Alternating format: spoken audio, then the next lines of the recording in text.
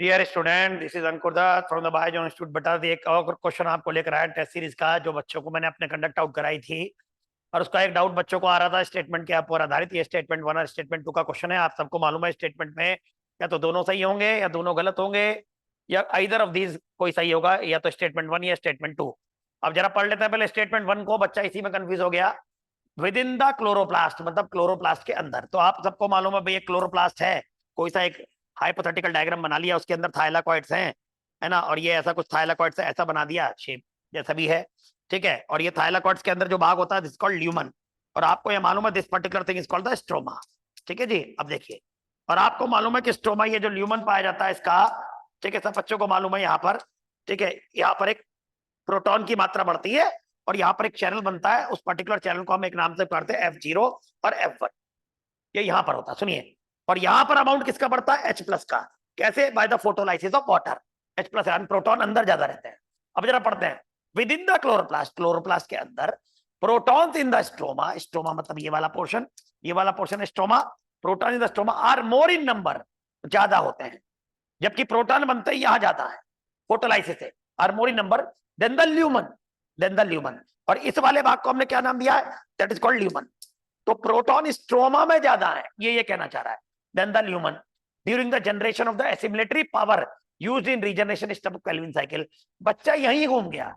During generation of assimilatory power, क्या होती है एसिमिलेटरी पावर? फोटोसिंथेसिस में जो लाइट रिएक्शन में बनी हो, जो लाइट को कैप्चर करके बनी हो और आगे यूज होगी, वो पावर।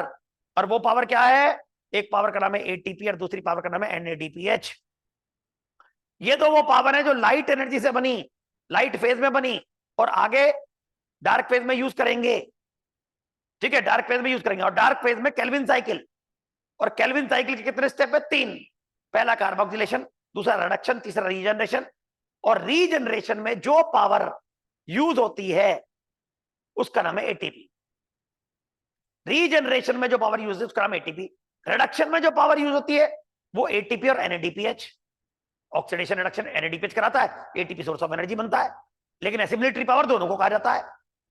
अब रीजनरेशन के रेस्पेक्ट में बात करना मतलब एटीपी का बनना। तो ये इनडायरेक्टली कहना चाह रहा है कि क्लोरोप्लास्ट के अंदर प्रोटॉन्स जो हैं स्ट्रोमा में ज्यादा होंगे ल्यूमन के मुकाबले during the generation of ATP. Indirectly कह दिया जी, during the generation of assimilatory power used in regeneration step of the Calvin cycle, मतलब एटीपी। मतलब एटीपी बनाते समय प्रोटॉन स्ट्रोमा में ज्यादा होंगे और ल्यूमन में क्या होंगे? कम होंगे। ये गलत है। आप सबको मालूम है कि प्रोटॉन ग्रेडियंट बनता है और प्रोटॉन कहां ज्यादा होते हैं? ल्यूमन में। और ये प्रोटॉन F0 के थ्रू निकलकर जब जाते हैं तो F1 को एक्टिवेट करते हैं, जो कि एटीपी सिंथेज है। ठीक है, और ये जब एक्टिवेट होता है एक्चुअल एटीपी सिंथेज जो है, तब ये जाकर एक्टिवेट होकर एडीपी प्लस पीआई से क्या बनाएगा? यहां पर फॉर्मेशन किसका करता है? एटीपी। तो प्रोटॉन की मात्रा कहां ज्यादा होनी चाहिए? ल्यूमन। और लिखा क्या है? With in the stroma. ये गलत हो गया, पहला स्टेटमेंट रॉन्ग है। अब अगला point, the gradient is broken down, इसके रेस्पेक्ट में ये बोल रहा है gradient is broken down due to the movement of electron across the membrane. Proton gradient, इसका ग्रेडियंट, प्रोटॉन का ग्रेडियंट। तो gradient is broken down due the movement of electron नहीं, gradient is broken down, H+ यहां ज्यादा है या कम, is broken down due the movement of proton. Proton motive force, केमी osmotic theory, Peter Mitchell scientist का नाम। तो यहां इलेक्ट्रॉन नहीं आएगा, यहां प्रोटॉन आना चाहिए।